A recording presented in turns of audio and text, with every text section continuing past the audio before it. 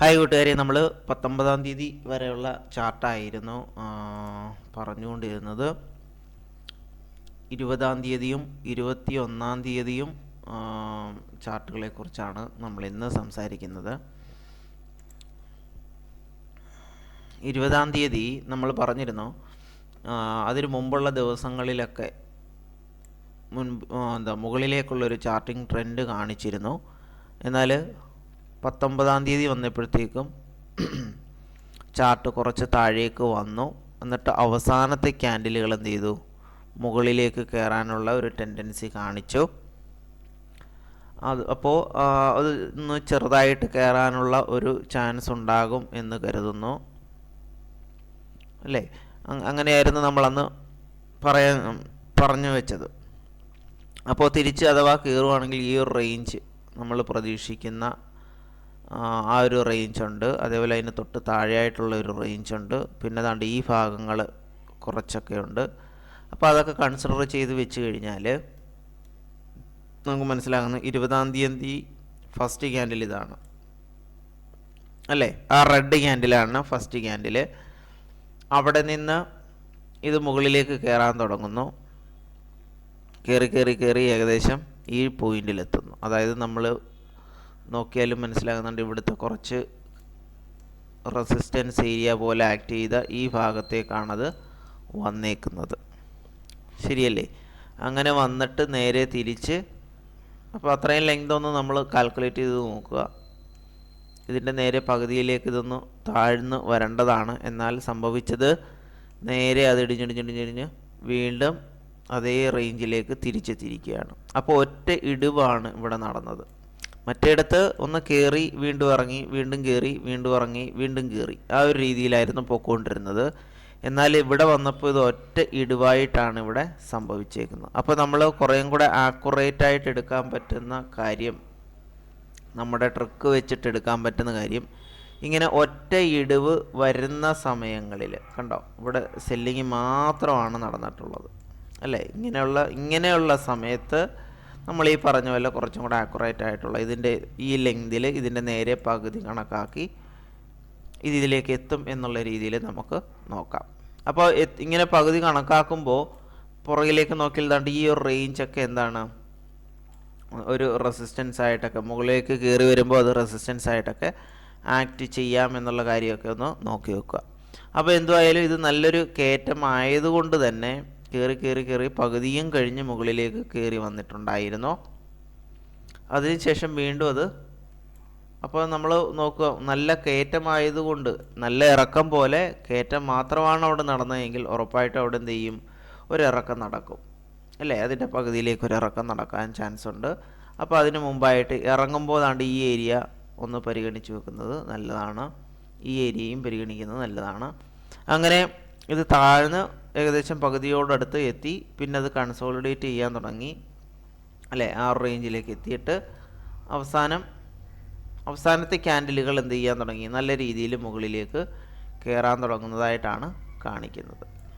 അപ്പോൾ 20-ാം തീയതി ചാർട്ട് ഏകദേശം അങ്ങനെയായിരുന്നു, ഒരു കൺസോളിഡേഷൻ. അതായത് വലിയ കയറ്റവുമില്ല, വലിയ ഇറക്കവുമില്ല എന്നുള്ള രീതിയിലാണ് 20-ാം തീയതിയുള്ള ചാർട്ട് ഇങ്ങനെ പൊയ്ക്കൊണ്ടിരുന്നത്. ഇതിൽ ലൈവ് ചാർട്ടിൽ ഞാനൊന്ന് ഇരുന്ന് നോക്കിയിട്ടുണ്ടായിരുന്നു. അപ്പോൾ ലൈവ് ചാർട്ടിൽ കുറച്ചൊക്കെ എനിക്ക് പ്രഡിക്റ്റ് ചെയ്യാൻ പറ്റുന്നുണ്ടായിരുന്നു.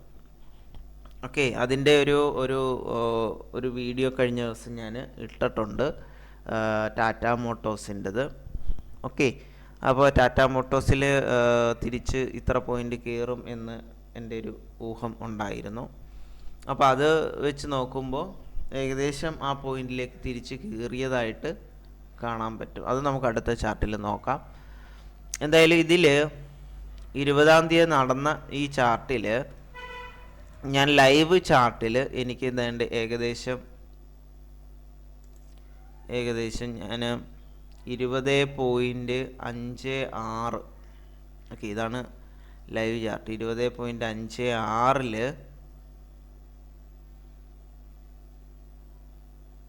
ഞാൻ നടുവൊരു ഈ ഒരു ഏരിയയിൽ വെച്ചിട്ട്,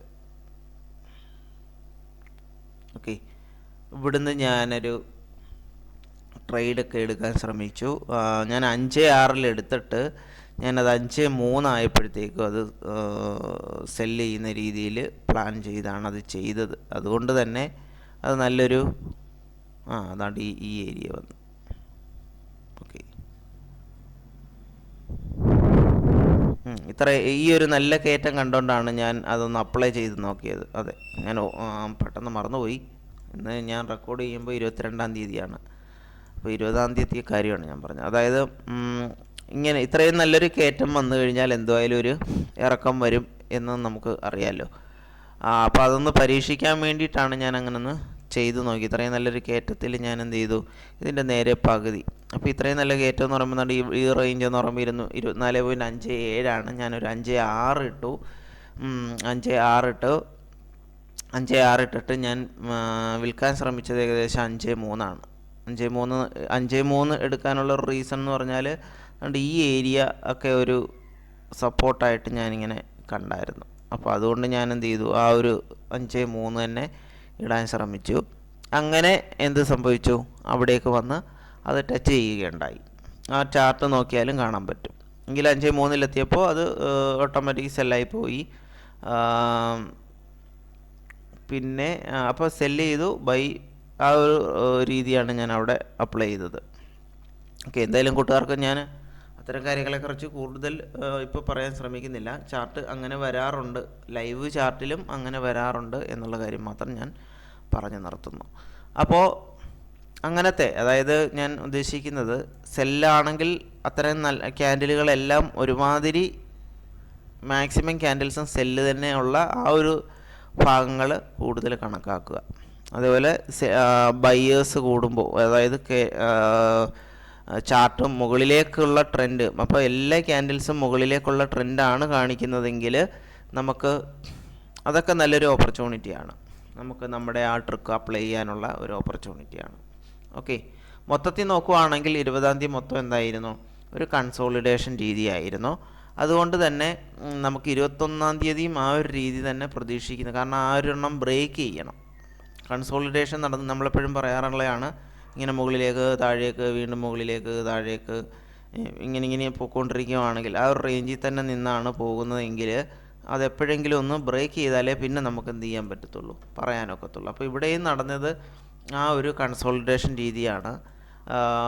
പിന്നെ 20-ാം തീയതി അവസാനത്തെ ക്യാൻഡിലുകൾ മുകളിലേക്ക് കയറാനുള്ള ടെൻഡൻസി കാണിച്ചതുകൊണ്ട് 21-ാം തീയതി ഉള്ളതും മുകളിലേക്ക് തുടക്ക സമയത്ത് മുകളിലേക്ക് കയറാൻ ശ്രമിച്ചു അല്ലേ. കയറാൻ ശ്രമിച്ചതുകൊണ്ട് ഇപ്പോൾ 21-ാം തീയതി ചാർട്ട് ലൈവിൽ ഞാൻ നോക്കിയ സമയത്ത് ഈ ആദ്യത്തെ 2 ക്യാൻഡിൽ നല്ല കയറ്റമായിരുന്നു. ഇവിടുന്ന് മൊത്തം കയറി താണ്ട് ഇവിടം വരെയും വന്നിട്ടുണ്ടായിരുന്നു. ഞാൻ നോക്കുന്ന സമയത്ത് ഈ ഒരു റേഞ്ചിൽ കിടന്നായിരുന്നു അത് എന്താണ് വർക്ക് മീൻസ് ഈ ഒരു റേഞ്ച് വരെ കാണിച്ചുകൊണ്ടിരിക്കുകയായിരുന്നു. അപ്പോഴേ എനിക്ക് തോന്നിയൊരു കാര്യം എന്ന് പറഞ്ഞാൽ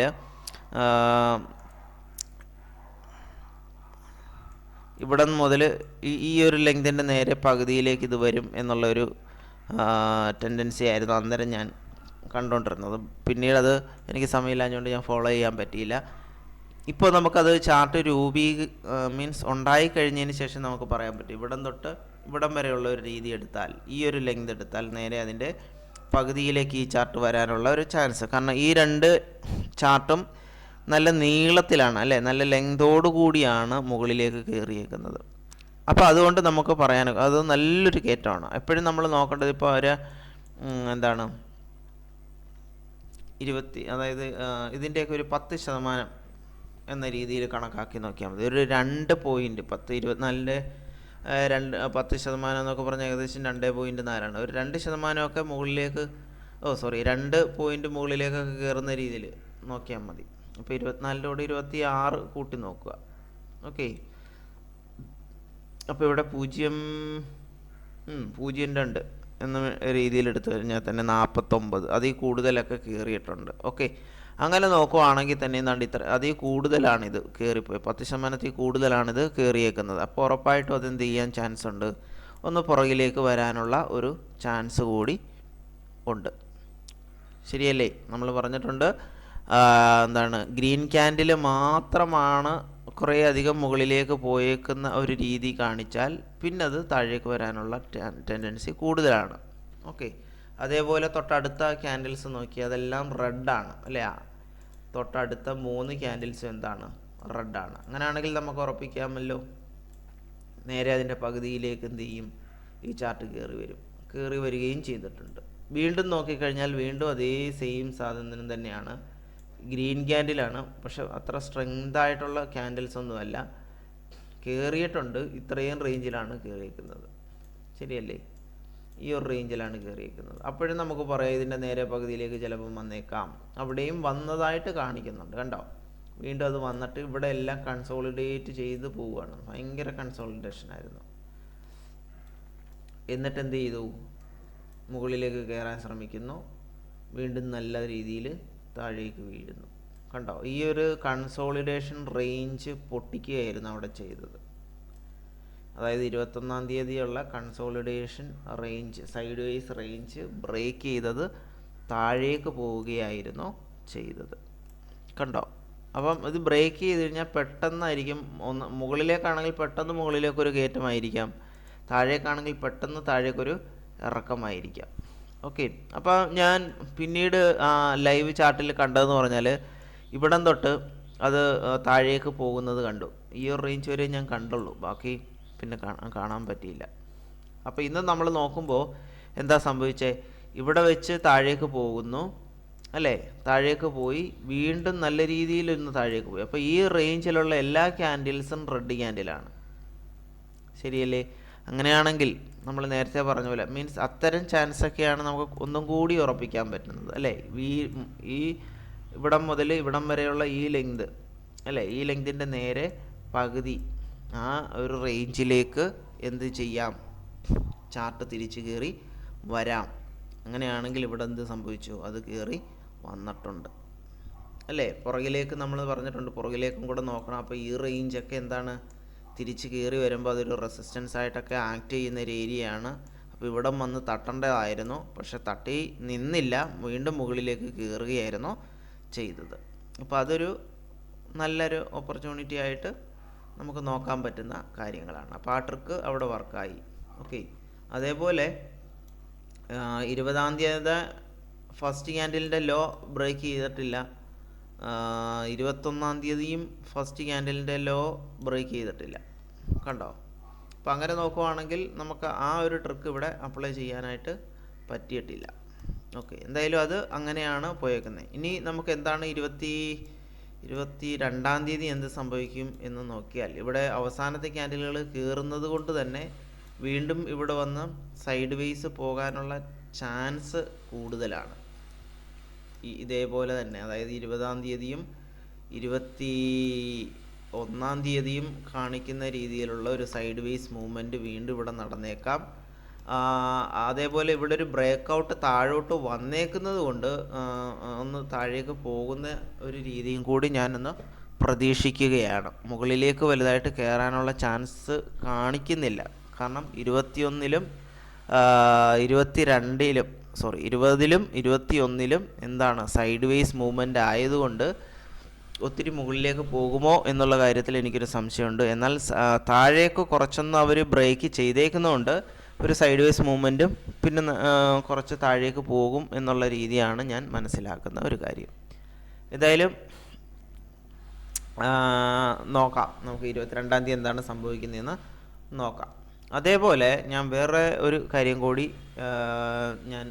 ഞാൻ നേരത്തെ പറഞ്ഞ പോലെ യെസ് ബാങ്കിൽ തന്നെ ഞാൻ 24.56 വാങ്ങിച്ചത് 24.53 ഇവിടെ വെച്ച് സെല്ല് ചെയ്തു, ഇവിടെ വെച്ച് ബൈ ചെയ്തു. ഓക്കെ, ഇത് കൂട്ടുകാർക്ക് മനസ്സിലാകുമോ എന്നറിഞ്ഞുകൂടാ. അത് പോട്ടെ, നമുക്ക് അത്തരം കാര്യങ്ങളൊക്കെ പിന്നീട് എപ്പോഴെങ്കിലുമൊക്കെ കുറച്ച് നിങ്ങൾക്ക് ചാർട്ടൊക്കെ ഒന്ന് ആയി കഴിയുമ്പോൾ നമുക്ക് മനസ്സിലാക്കാം. ഓക്കെ, അപ്പോൾ ഞാൻ ആ പോയിൻ്റ് വെച്ച് പറയാൻ വന്ന ഒരു കാര്യം ചാർട്ട് വെച്ച് തന്നെ ഞാനൊന്ന് പറയാം. ഈ ചാർട്ടിൻ്റെ ഈ ഒരു പോക്ക് നമ്മളിങ്ങനെ പറയുന്ന മുകളിലേക്ക് പോകുമ്പോൾ അതിൻ്റെ പകുതിയിലേക്ക് എത്തുന്ന ഒരു കാര്യം പറഞ്ഞല്ലോ, ലെങ്ത് വെച്ച് പറയുന്നില്ലേ. അപ്പോൾ അതിനെ സപ്പോർട്ട് ചെയ്യുന്ന വേറൊരു 2 കാര്യങ്ങളും കൂടി നമ്മളൊന്ന് നോക്കിയാൽ അത് കുറച്ചും കൂടി നമുക്ക്, അത് ഞാനൊരു അപ്രതീക്ഷിതമായിട്ട് നോക്കിയപ്പം സംഭവിച്ച ഒരു കാര്യമാണ്. അതും കൂടി ഞാൻ അടുത്ത വീഡിയോയിൽ പറഞ്ഞു തരാം. അതായത് സംഭവം ഇത്രയേ ഉള്ളൂ.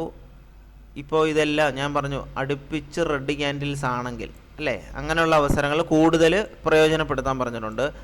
ഇതിൽ ഈ ലെങ്ത് ഉണ്ടല്ലോ, ഇങ്ങനെ ഒരു വീഴ്ച വീണിട്ടുണ്ടല്ലോ അല്ലേ, ഈ വീഴ്ചയ്ക്ക് ഇത് നേരെ പകുതിയിലേക്ക് തിരിച്ച് കയറി വരും എന്ന് നമ്മൾ പറയുന്നില്ലേ.